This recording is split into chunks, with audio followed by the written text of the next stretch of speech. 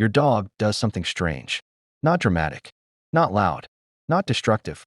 It just walks over, turns once, and lowers its whole body directly onto your feet. Not next to you, not near you, on you. And because it looks so simple, most people never question it. They assume the dog is cold, or clingy, or trying to get attention. All of those explanations sound reasonable. None of them fully explain why dogs do this so consistently, and so specifically. Because if comfort was the only reason, your dog could choose the couch, its bed, the rug, the floor. But instead, it chooses the one place that physically pins it to you. And that detail changes everything. Because dogs do not just communicate with barking. They communicate with position, where they sleep, where they stand, where they place their body against yours. And according to what researchers have learned about attachment, social referencing, and human-dog bonding, sitting on your feet may be one of the clearest ways your dog says, "I trust you. I'm watching with you. And for this moment, I want us connected." Asterisk, asterisk. And once you understand what is really happening in your dog's mind, this tiny behavior starts to feel a lot less random and a lot more personal. It looks small because you're seeing the end of the behavior, not the reason. This is what makes the behavior easy to miss. By the time your dog is sitting on your feet, the decision has already happened. The real behavior is not the sitting. It is the calculation that came before it. Your dog saw where you were, noticed that you were standing still, moved close enough to make contact, turned its body into position, then settled in the one place where your movement and its movement become linked. That is not accidental, and dogs are surprisingly sensitive to these kinds of human-centered positioning choices. In the scientific literature, dogs are repeatedly shown to use their owners as a special kind of anchor. In a 2013 study from the University of Vienna, dogs persisted longer on an unsolvable puzzle when their owner was present, but not when a stranger was there instead. The researchers described this as a secure base effect. The owner's presence changed the dog's confidence and engagement with the world. PubMed 1. That matters here because a dog that sits on your feet may be doing a very similar thing. It is choosing the place where your presence is not just visible, but physically confirmed. Your dog is not only near its favorite person, it is attaching itself to the point where that person can be tracked most easily. If you shift, it feels it. If you tense, it feels it. If you start to walk, it knows instantly. From the dog's point of view, your feet are not random. They are the most efficient place to stay connected to your next move. So the first layer of this behavior is not, "I want space." It is, "I want the safest, closest, most informative position possible." And that already sounds deeper than "my dog is being cute." Because it is deeper. Yes, it can be affection, but affection is not the whole story. Now here is where most people stop too early. They say, "My dog sits on my feet because it loves me." That is true, but it is incomplete. Love explains the emotional direction of the behavior. It does not explain the structure of it. Why your feet? Why body contact? Why does the dog seem calmer once it settles there? That is where bonding science becomes useful. One of the strongest findings in dog-human research is that dogs do not just coexist with people. They form attachment relationships with them. And in a landmark 2015 study published in Science, researchers found that mutual gaze between dogs and owners increased oxytocin levels in both.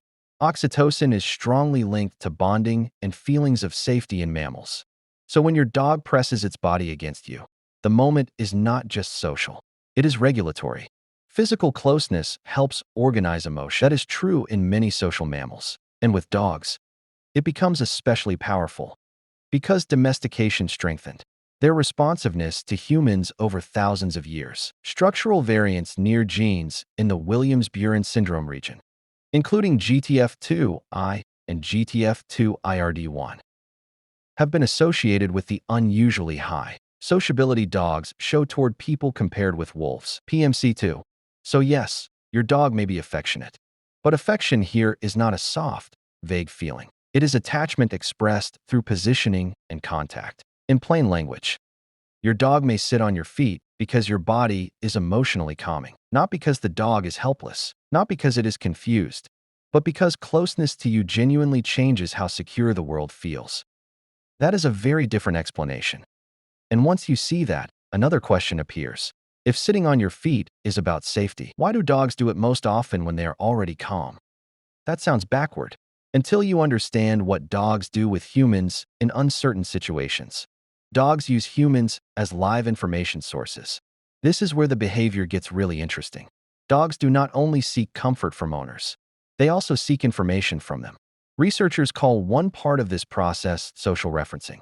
In a 2012 study from the University of Milan, dogs were shown a mildly unsettling object, a fan covered with green streamers.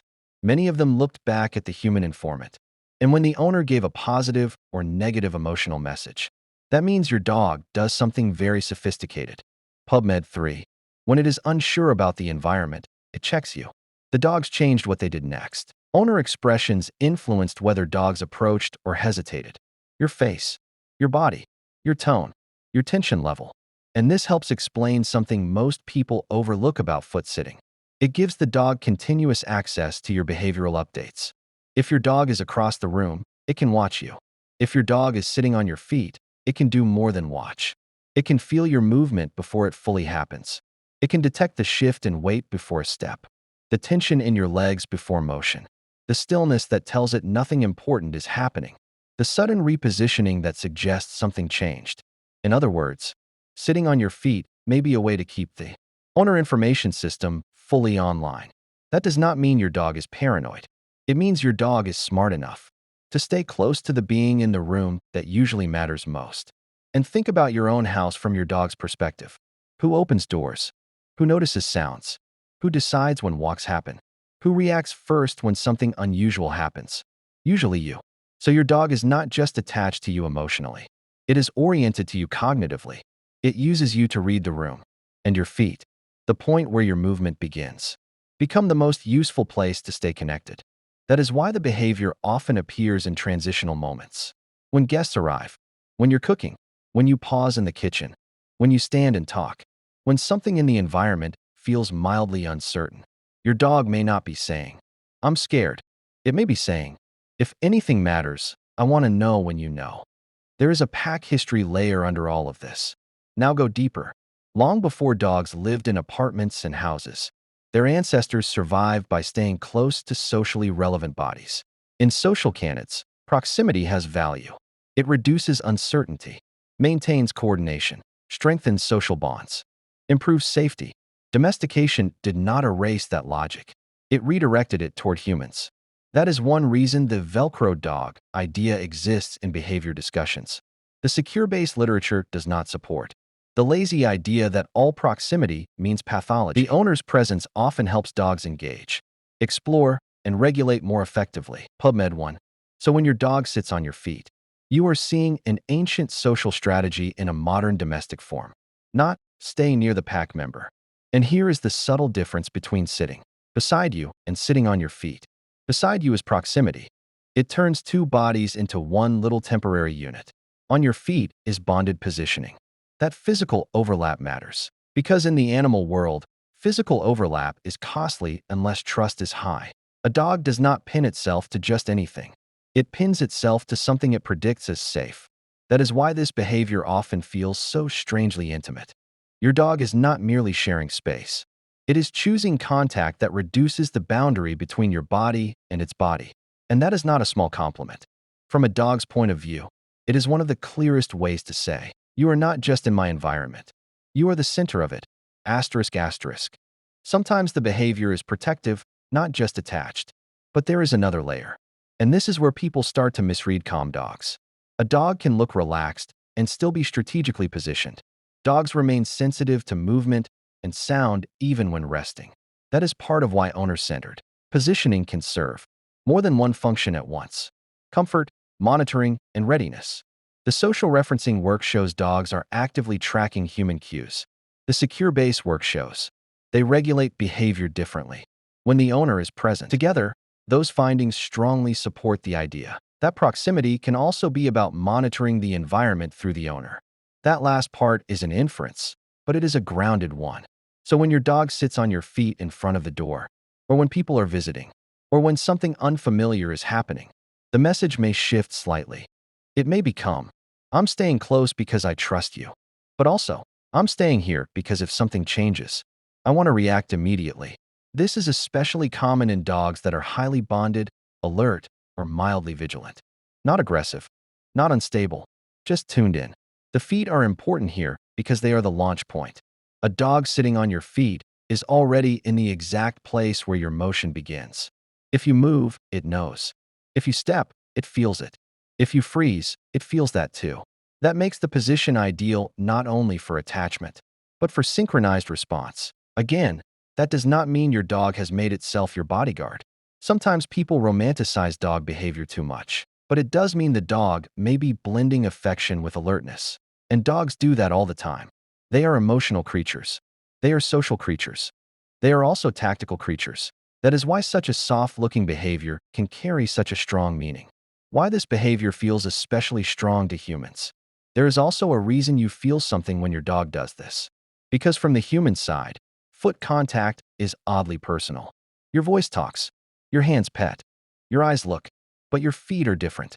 They are not where affection usually happens. So when your dog chooses that area, it feels less like being played with and more like being quietly claimed. That is why so many owners describe the moment in emotional language. He always finds me. She has to be touching me. He doesn't want me to leave. And emotionally, that description makes sense. Because the behavior lands on the nervous system as attachment. It feels like loyalty. It can be your dog saying, and often it is, but it can be even more specific than that. Not in the dramatic way movies show loyalty. I want you to know I'm with you. In the small, repetitive, daily way that actually builds a bond. That may be why this behavior sticks in memory. You do remember the weight of your dog settling onto your feet while the house is quiet. Because the action is wordless, but unmistakable. You do not always remember every bark, when it might mean something is off. Now one caution, because not every close following behavior should be romanticized. Normal foot sitting is usually relaxed. The dog settles, breathes normally, can disengage, can rest elsewhere too, is not panicking if you move away for a moment.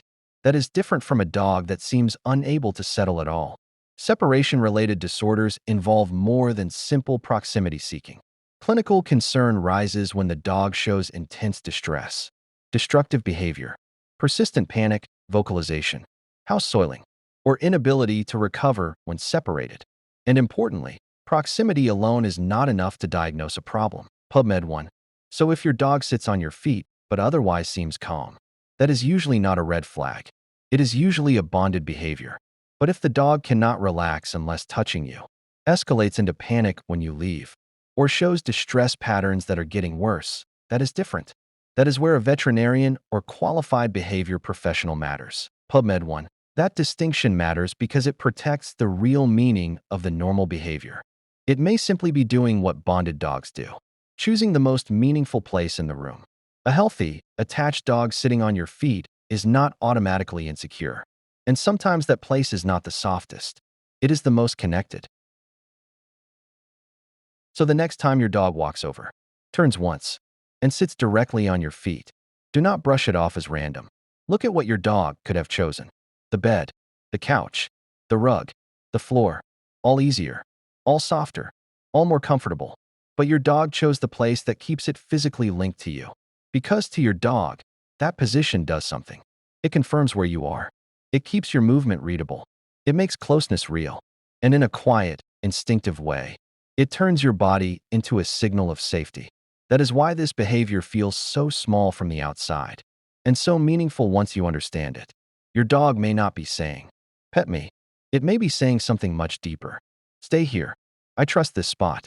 And I trust you most." Asterisk asterisk. If this video helped you understand your dog a little better, subscribe to the Paw Decoder and tell me in the comments, does your dog sit on your feet?